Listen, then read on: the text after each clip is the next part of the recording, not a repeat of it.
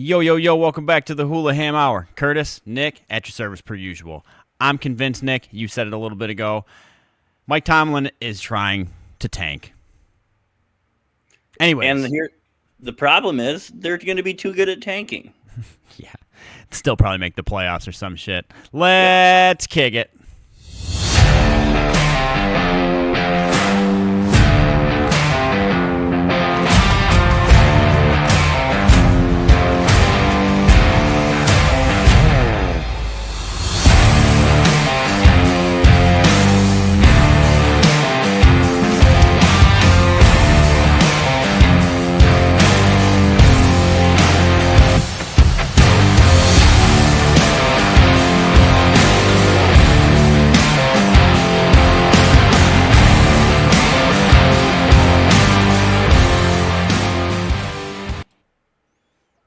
Coming for you.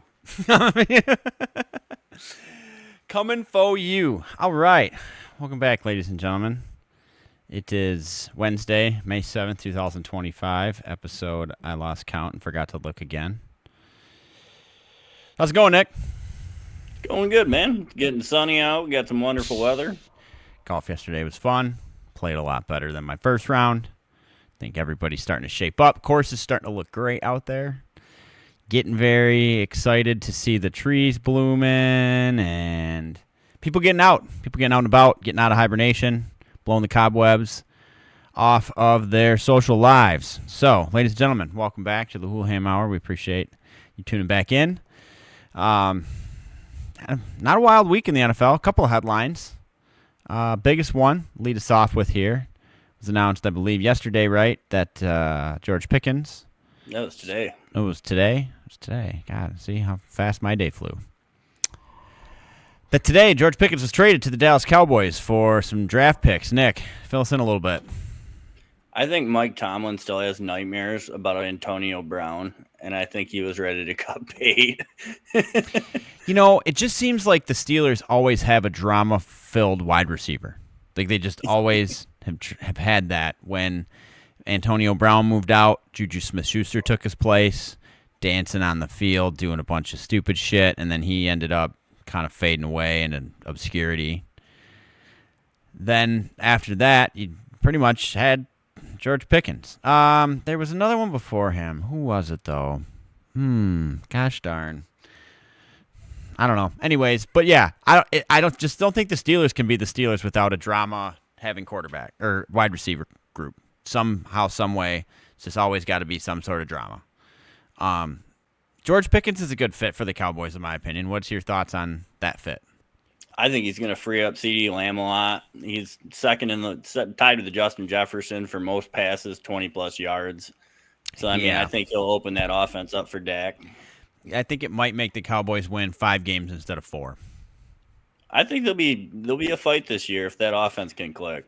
Dude, but even if they win 12 games, they get to the playoffs, and Dak does what Dak does, and just absolutely sucks.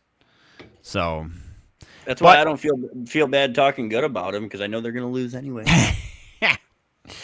Yeah, no kidding. Yeah, everybody cumulatively hates the Cowboys except for the Cowboys. So just so you know that, Cowboys fans, nobody likes you. They are well aware. They're well aware. So, yeah, it looks like, trying to find here. Nick,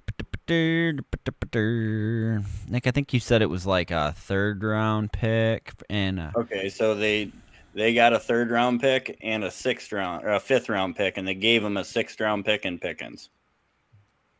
So, pretty much worthless. Well, if you're looking for something to trade up maybe next year to get a quarterback, he just gave you another pick to use as collateral. To use as some ammunition. Yeah. Yep, that's true. Maybe they're looking forward to next year here. Stockpile. Yeah, but that being said, elephant in the room. Aaron Rodgers still hasn't signed with the team. Looks like there's an article here about it.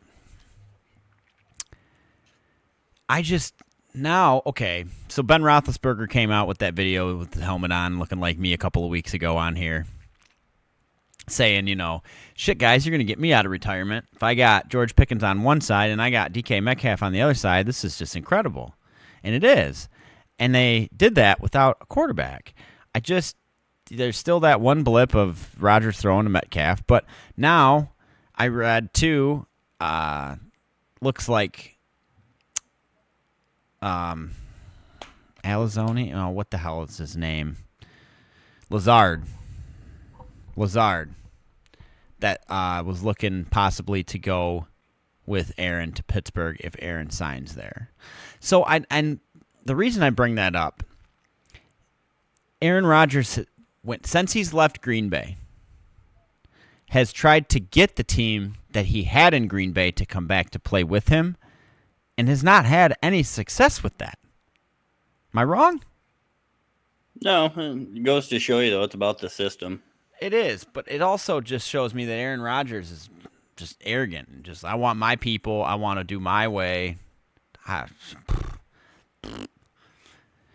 Yeah, so, again, I really honestly am to a point where I think they won't even sign him just out of spite. They'll start Mason Rudolph, pay him jack shit, free up a whole lot of salary cap to hopefully tank enough to – I would just hate to see – because you know what's going to happen. Okay, I don't believe that any NFL team actually tries to tank on purpose. I really, truly don't. With that being said, I would find it hard to believe, even if Mike Tomlin did have his first losing season this year, I find it hard to believe that Pittsburgh moves on from the man. Yeah, 20-something years under your belt. Yeah, the fans, they scream really loud anymore, but just don't listen to him, man. Mike Tomlin's one of the best coaches to ever do it. Doesn't matter how you look at it.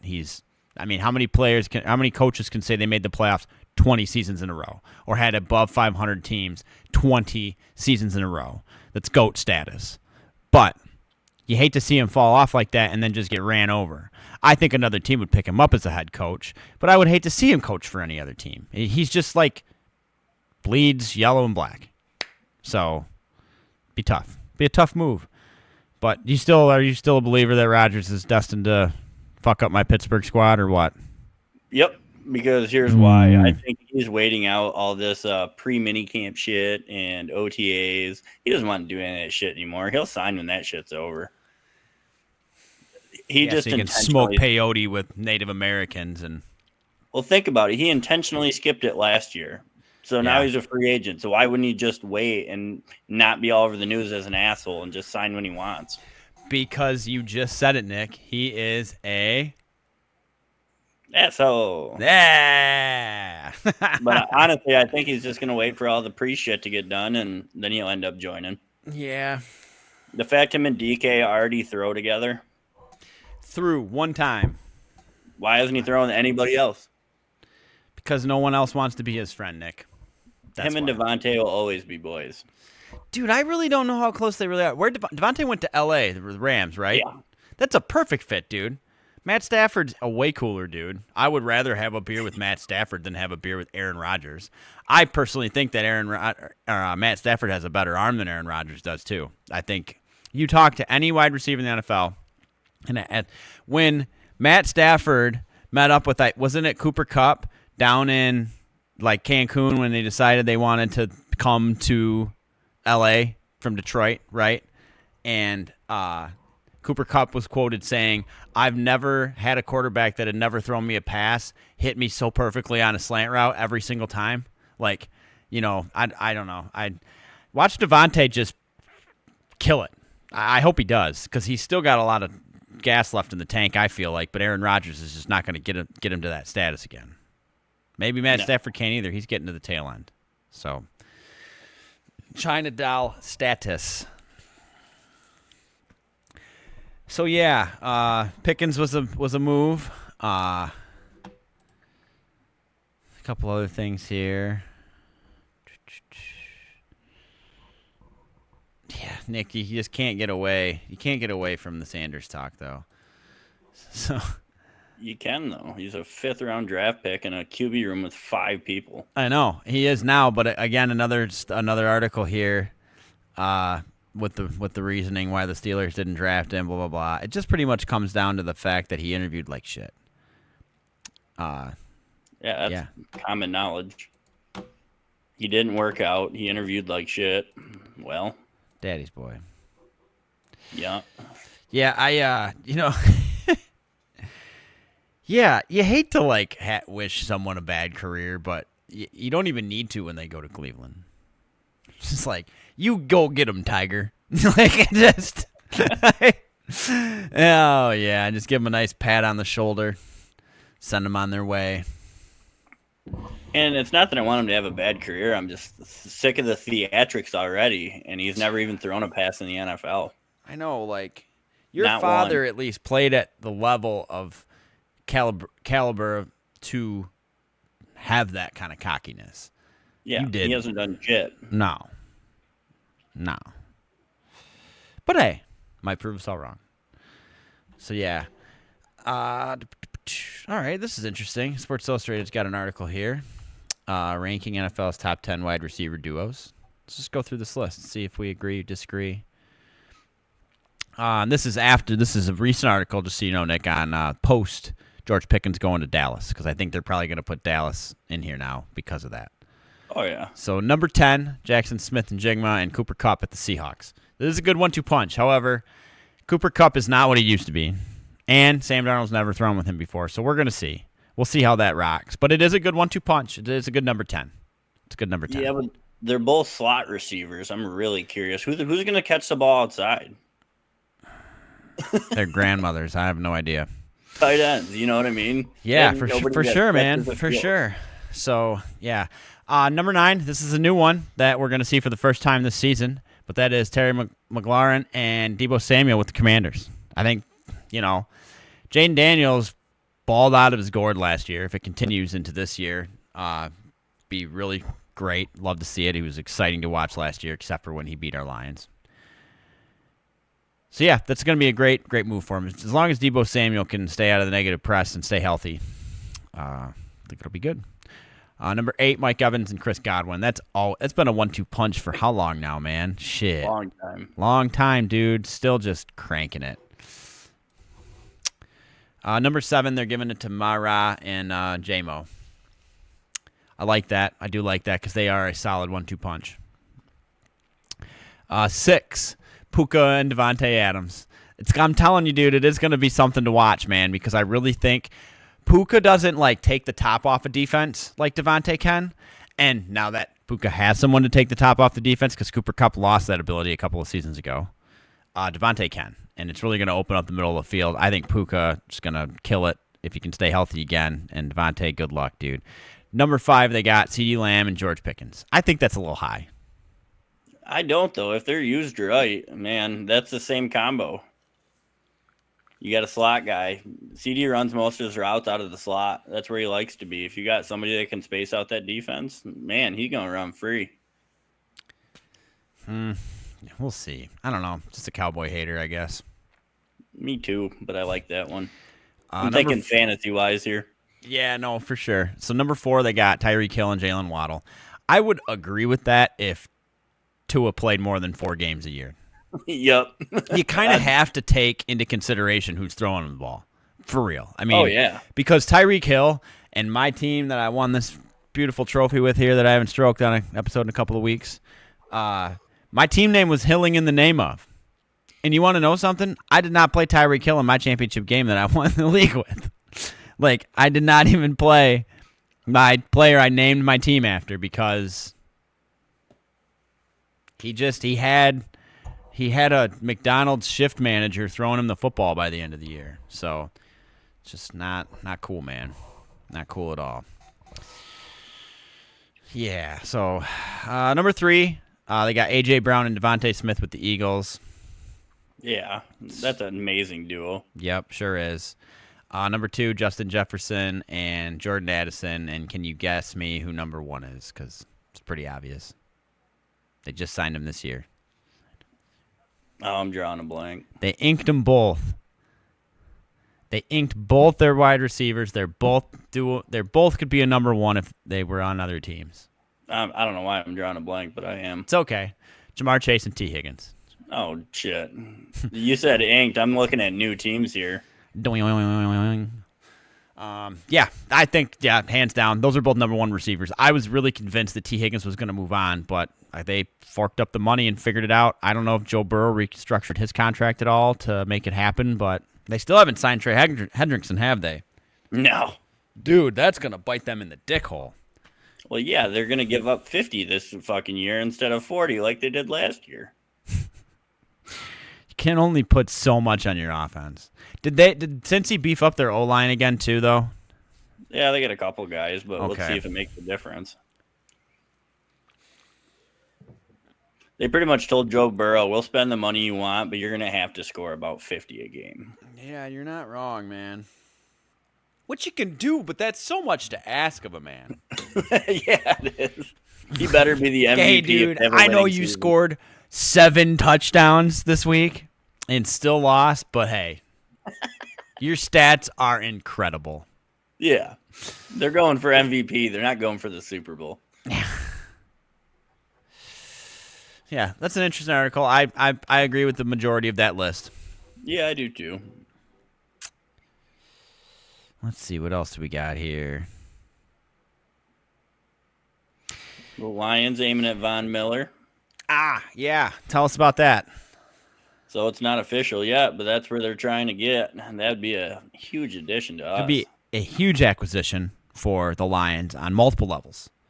My first thought goes to, we have a really good linebackers room. We do. Anzalone, Jack Campbell, all them guys are incredible talents, and they haven't had a leader like Von Miller would bring to the table. That's my number one thought.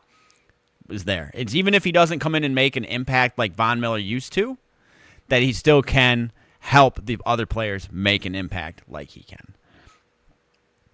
It'd be incredible. I think he's still got enough left that he can make an impact on the field. He sure does. I'm not saying that he doesn't, but even if he came and was not the Von Miller of past, he still brings enough to the table. That would be such an incredible acquisition. It'd be crazy. It'd be nuts. I would love that. I would totally buy a Lions Von Miller jersey, 110%. Yeah, that'd be super great. I would really like that. Make that happen, Detroit. Whatever you have to do, make that happen. Do it. I mean, you didn't sign any edge rusher outside of the draft. You didn't try to trade for somebody. You haven't really tried to make a move for Hendrickson, nothing of that nature. Like, at least do this. At least do this. We didn't get Khalil Mack. Yeah, we'll see. So we got some remaining free agents here. Like J.K. Dobbins, young man still. Got a lot left in the tank. I've always liked him as a runner. If he can stay healthy, he's a very good player. They got him potentially landing with the Bears. Everybody hates the Bears as much as they hate the Cowboys, so I could care less. Yeah, he's just always hurt, though. They do have Zadarius Smith signing back with us. Or I'm sorry, no. Yeah, they do. Yep. They do have him coming back to us, which I would like that. He's just such a positive dude. Like his energy for the locker room is nothing but contagious. So I would like that. Got Justin Simmons possibly going to the Eagles. Stephon Gilmore. There's some good, like Keenan Allen's still a free agent. He's got a lot left in the tank, man. Shit. They're old. Yeah, they're our age, bud. Yeah, but in the sports world, that's old. Yeah, true. Matt Judon, Nick Chubb. Nick Chubb's a free agent still. Wow. You know, honestly, he would be a good addition for the Lions because if we do have the instance where one of our 2-1-2 punch go down, we need a solid third. Not that, wasn't Washington. Who the hell was our Reynolds? Reynolds did a good job as the number 3. But to actually have a really solid go-to number 3 would be huge for us, especially the way we're running our offense. Because when Gibbs came in and had to take the majority of the carries when Montgomery was out, yes, he did great. But that's when you put your running backs at most risk of getting injured, hands down. When you have to give him the ball 30 times a game, yeah, his stats are going to be great, but his knees are going to be sore. So, and we need to keep the longevity. You want Gibbs to be the next Barry Sanders for us, you got to keep running him the way that we're running him. That's just I think, the best thing for him. Now, could he potentially do what Saquon Barkley is doing? Sure. Given the right opportunity and the right circumstance. I just don't see that happening with the Lions, and hopefully he doesn't get sick of that and try to move on from us in a few years. But time will tell. Okay. Yeah, kind of a dry week this week in the NFL. Not a lot of news. Pickens thing kind of did that. Looks like the Eagles reworked Dallas Goedert's contract. Jags released wide receiver Gabe Davis. Yeah. So anyways, got anything else in the NFL world this week, Nick? No, pretty quiet. Birdman. All right, moving on. PGA. CJ Cup Byron Nelson. Mr. Scotty Scheffler. Nick, take us away with this one. There's only one person to talk about because second place was so far back. It was absolutely ridiculous.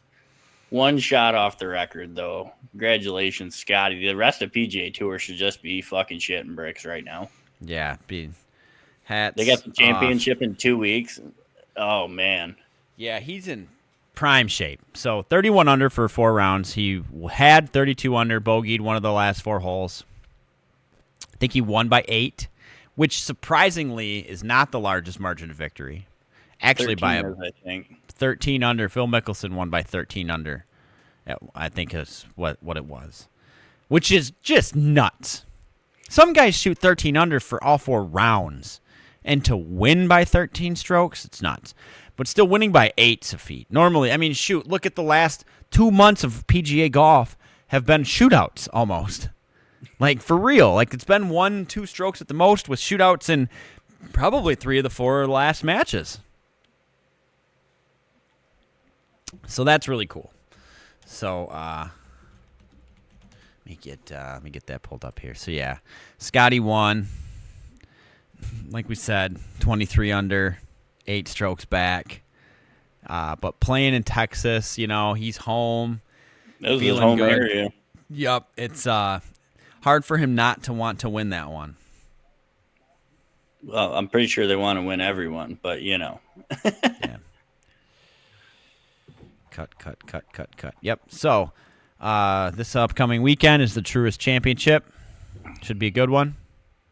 $20 million purse at the Philadelphia Cricket. It says the Philadelphia Cricket Club, Wishacock Golf Course. I don't know. I'm pronouncing that really bad, probably. I don't think it's called Wishacock. Yeah. Maybe it is, Nick. Maybe it is. I don't think so. So, who you got in the Truist Championship? Well, Rory's shooting. I'm curious to see how he shoots. And he won last year. Yep. So I'm going to roll with Rory. Yeah, it's a good pick. Scotty, if Scotty plays, I mean, when he starts winning, dude, he kind of seems to roll them together. So I didn't see his name on the list. I didn't either. So, and it's very possible that he, after winning last week, that he might be taking the next 2 weeks off to prepare for the PGA Championship. It's a very good possibility. Or actually, I'm sorry, the next week. There's 2. I'm on PGA's website, and it's this tournament and then the championship's next weekend. Yeah, but there's the Truist Championship, but then there's also the One Flight Myrtle Beach Classic this week, which is only a $4 million purse. So it's just it's a 300-point FedEx Cup bump. I guess maybe if you didn't qualify for the Truist Championship, that still gives you an opportunity to play this weekend. So I guess that makes sense. So there was a decent amount of guys the last couple of weeks that swooped in late, got their spots for this Truist Championship this week, because I believe the Truist Championship also will qualify them if they're not yet for the PGA Championship. So good luck to all those players playing. It's going to be fun. PGA Championship coming up again, like we said, in 2 weekends, May 15th through the 18th at Quail Hollow Club in Charlotte, North Carolina. Last year's winner was Xander Schauffele. You got a favorite this year for the PGA Ship? I don't know yet. I kind of want to see how a few more people shoot today, but it's kind of wide open. Seeing Spieth back up there, and Thomas won this year, and Scheffler finally back on the board. I think it should be a good tournament. It will be. It's gonna, after watching Scotty play the way he played, it's hard to bet against the man right now. But Rory also, the way he's been playing, it's hard to bet against him. So I'm going to take Scotty just because I really think now he's really clicking after getting the win, getting the confidence, getting that up right going into these kind of tournaments. It's a lot. It means a lot. So should be fun. Definitely excited about that. 750 FedEx Cup points for the winner. They don't put the purse. They said they put what Xander won last year, $3.3 million. So that would lead me to believe the purse is going to be roughly about $20 million, which is what the Truist Championship is. So Rory won $3.6 million in the Truist Championship, and that was a $20 million purse last year. So fun in the sun. Yeah. Golf's in full swing, ladies and gentlemen. So switching gears a little bit on golf. The LIV tournament in Korea this week. My boy, Bryson DeChambeau, taking the dub. Get this pulled up. Completed. Golf Korea Crushers won it with 35 under. Bryson won the tournament with 19 under. Damn, and Charles Howell got freaking second place with 17 under. That's why they won. Damn, but 19 under and 17 under, the rest of their team was like 5. Man, but Smash GC finished in second with 26 under. Taylor Gooch was in third with 14 under, and Torque Golf Club 18 under as a team in third place. Course looked gorgeous over there. Jack Nicholson Golf Club in South Korea. It just looked absolutely. Did you catch any of it? Not really. I didn't. I flipped on for a couple minutes, but that was about it. So the course was gorgeous. I mean, it's downtown. It seemed like it was kind of in the downtown area, but the course looked very beautiful. Nothing short of what I would expect from a Jack Nicklaus golf course for sure. But yeah, Bryson played well. He's been putting. Probably, if not the best putter, definitely top 3 in the world. He's just very, very clicking when it comes to putting. So, yeah, fun to watch. Next, I believe they have about a month off. Yep, it will be June 6th through the 8th. They will be in Virginia at the Robert Trent Jones Golf Club. Tee off time 2:15. Yeah. So, yeah. So, it'll be about a month before we have some more LIV updates. However, let's go over some standings. See where we're at.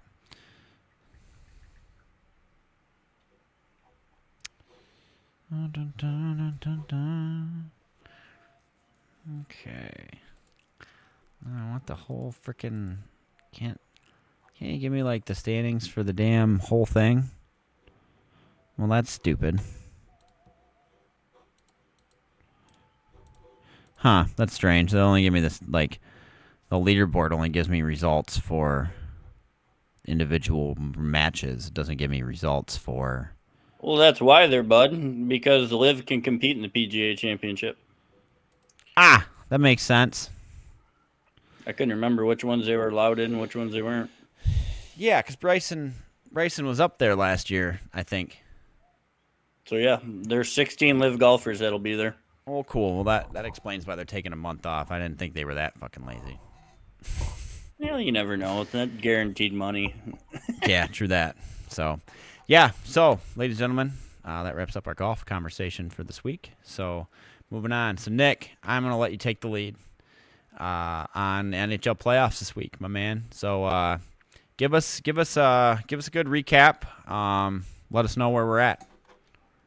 Well, geez, where to even start on the NHL? It's just been a lot of happening.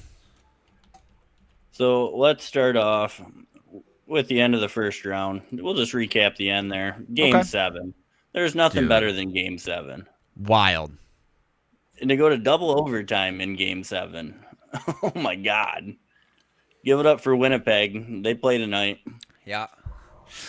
That should be absolutely great. What do you think about that game? Dude, so like you said, it was double overtime. Stayed up, watched the whole thing. St. Louis just looked gassed after the 10-minute mark in the third period. They were the fastest I've seen a team play all season, the first 2.5 periods of that game. And then they got gassed, and then they gave up those 2 late goals. They didn't deserve to win it. They just didn't. I mean, they did. They were up 3-1 with 2 freaking minutes left to play in the game. Amazing. And then now we're sitting here talking about the fact that the Jets won the game. It was an incredible series. And, I think it said it was the 200th Game 7 of all time. I think it was only the 14th Game 7 ever to go to double overtime. Or even overtime, I think. Yeah. It's unbelievable. And shout out America. That was a Hellebuck Bennington rematch. Yeah, yep. Yep, sure was. Got him the second time. Just unbelievable. Yep. So now and Dallas had a really crazy game 7 too, man. I mean, they ended up winning 4-2, but there was a good series. We got, multiple series went 4-2 or 4-3, had a couple that went 4-1, but I don't know. We'll see. Carolina Capitals game last night was nuts. It was a good game. Yeah. It was a really good game. Holy shots. Yeah, I know. Like the fact that Carolina should have just won because they outshot Washington by like 40. Like it was unbelievable. Shots on goal weren't that bad, but shots in general. Holy shit. Like, okay, even if you're a stonewall goaltender, like when you face 40 shots, you're gonna give up a couple of goals. Like it's just statistics. When I seen they were being outscored that much, I'm like, there's just no way Washington can keep this up. There's no way, and that's just what happened. Ovi though was a G like usual, man. I mean, he absolutely was just hitting, decking people, taking penalties. He's just a force, man. Brute force. One of the best to ever do it, if not the best. Just he's so much fun to watch. I'm really still optimistic that the Capitals can take care of business, even though they stumbled in this game 1. I really do. I think they just had a hiccup, and Carolina's good. I'm not taking nothing away from them, but I still think the Capitals can take care of business. I think Carolina's the best 5-on-5 team left in the playoffs. I do. Watching them play the little bit I have, it's hard to disagree with that. It's hard to argue that even. You got to get on the power play. You need to cash in because 5-on-5, they're fucking dangerous. Mm-hmm. Yeah. Yeah, so then we got the Oilers with 5 straight comebacks. Yeah, which was crazy because I fell asleep last night with that game on, and Golden Knights were up 2-0. Yeah. Yeah, and they lost 4-2. Crazy. 5th straight comeback for Edmonton this year in the playoffs. Like, that's nuts. Connor McDavid is such a G, though. Like, watching him play hockey, it's fun. It's fun. So, I heard an announcer call him the best name ever the other day. He is Connor McJesus. Connor McJesus. That's hilarious, dude. I love that. I will forever know him as that. Connor McJesus. Yeah. The guy is amazing, though. Yeah, he's incredible to watch. I really got to watch. He's been in the league for a while now, but I really watched him a lot last year in the playoffs. And he's just, like I said, he brings in a level of excitement to the ice that every time he touches the puck, you're like, what's he going to do? What's he going to do? Where's he going to go? What's he going to do? So, and what I like is he's not one-sided. Like, don't get me wrong, I love Ovechkin, but look at his assist total. Connor McDavid's usually pretty even on both every year. Yeah. Yeah, that's very true. It's very true. So, yeah. Vegas had a good series. What'd you think about that one? Oh, with the Wild? Yep. Yeah. I've always been a fan of Vegas since it became a team. I thought it was really cool. Even the first season they became a team that they were fighting for a Stanley Cup. They're just fun to watch. They are. I've always enjoyed their team. Yeah, and the Wild played them well, but wasn't that like, I'm probably going to get this flip-flop, but didn't like the Wild not lead but for like 6 minutes of that series or some weird shit? No, that was the Dallas, Colorado. They led in 3 games for 63 that's what seconds, and it went up 2-1. Gotcha. Okay. Yeah, Oilers with that comeback win last night was nuts. So yeah, Edmonton is up 1-0 on the Knights currently. We got game 1 tonight between the Jets and the Stars at 9:30. The Maple Leafs and Panthers are currently playing in the first period, 0-0. And Carolina and Washington play again tomorrow at 7 p.m. I love that we have hockey on it. There's hockey and basketball on every single night in late April through middle of May. And it's just, I don't even have to look at my phone to see because it's always 7 and 9. It's just those, it's just bam, TNT, TBS, True TV, ESPN, got them covered. Tune in, be entertained, people. So yeah, NHL playoffs in full swing. Keep you posted. I still got the Capitals as my favorite to win. I think you did. You have who was your favorite? I got Florida still. You got Florida still. Okay, it's both our teams. They're only down 1-0. Both our teams are still in it, and we'll see. We'll see how it goes. Still got my money on the Caps. Love to see Ovi go out on top. Love to see him hoist that Stanley Cup and say it's been great, world. But I'm gonna go drink straight Jameson out of this Stanley Cup at my house. So peace. Yeah. So all right. I think that wraps up our NHL talk. So NBA. Before we launch into the playoffs, I wanna touch on a subject with the San Antonio Spurs. Greg Popovich recently suffered a stroke. Our thoughts and prayers go out to him. He seems to be doing a lot better because he had his first press conference a couple days ago, stepping down as the head coach of the San Antonio Spurs and passing the torch to someone else. But he had a really cool reveal when he took his shirt off. It said something like El Jefe, or something, and, tribute to the Spurs and all that. And it's just really cool. Greg Popovich has been one of the most fun coaches to watch. I've watched him my whole life growing up. He's been the coach of the Spurs forever. What are your thoughts on, us getting older, him getting older, and Greg Popovich not being the coach of the Spurs? Yeah, I'm pretty sure he's already in the Hall of Fame before he even stepped down. So yeah. At least he's going to be a full-time exec. He's still going to be with the Spurs. He's still going to be helping out. But what a great career. I mean, what an amazing coach. Yeah, and the thing that really got me was he said, could I coach still? Yeah, but I won't be able to give my best to these people that deserve someone's best. That just resonated so much with me, that he's fully aware that he's not the same dude. And I've never had a stroke, clearly, but I would have to imagine the comeback from that, no matter how severe it is just a very, very tough hill to climb. So my hat is off to him for doing as good as he is, and also, passing the torch when the time was right. So my hat's off to him. So Greg Popovich, wish you the best, and hopefully the Spurs can get it figured out, man, because I know they've had a pretty rough stretch the last few years.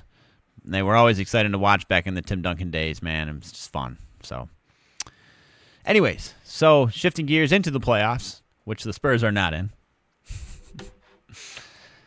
Let's see. Dude, I seen this video. Not that it's a little bit of a squirrel moment here, going back to football, but it said Jameis Winston's been in New York for 2 weeks, and they already got clips of him going, Alma Mia, like everywhere that he goes. Which, dude, Jameis Winston's one of the best personalities in freaking sports, man. Like, he's just such a personality, man. Love to have you on the show sometime, Jameis. Shout out. You ever want to get on with us, we'd love to have you. So, all right, back to basketball here. All right, so unfortunately, our Pistons, they fell to the Knicks. The one silver lining I'm taking from that series as a whole was the fact that we lost every game by like 1 to 3 points. We lost every game by one possession. And shame on us, because the Knicks were a completely beatable team. Every single time in Game 6 that Jalen Brunson touched the freaking basketball, Little Caesars Arena erupted in boos so loud that I could hear them from where I'm at. But the man also dropped 40 points and gave us the big fat middle finger and a steaming pile of shit on center court and said, go fuck yourself, Detroit. See you next year. Shout out to the Pistons for making such a turnaround so quickly. I think it's very hard to do what they did in the fact that they won 14 games the previous season to come out, not only make the playoffs, but make it in a non-play-in game, and also play with the team that they played as well as they played them. So my hat is off to Detroit Pistons basketball. I think we're on the right direction. I think we're headed in the right direction. What are your thoughts overall with the Pistons after this year?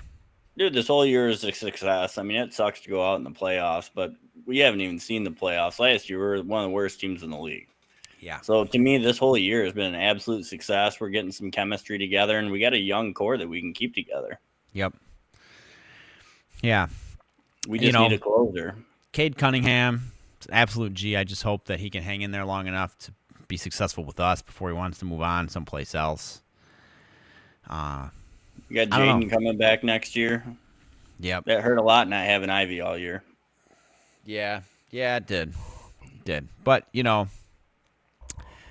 Nick stole game 1 from Boston. That was nuts. Loved it. But the shocker of the playoffs right now would have to be the fact that Cleveland is down 2-0 to the Pacers.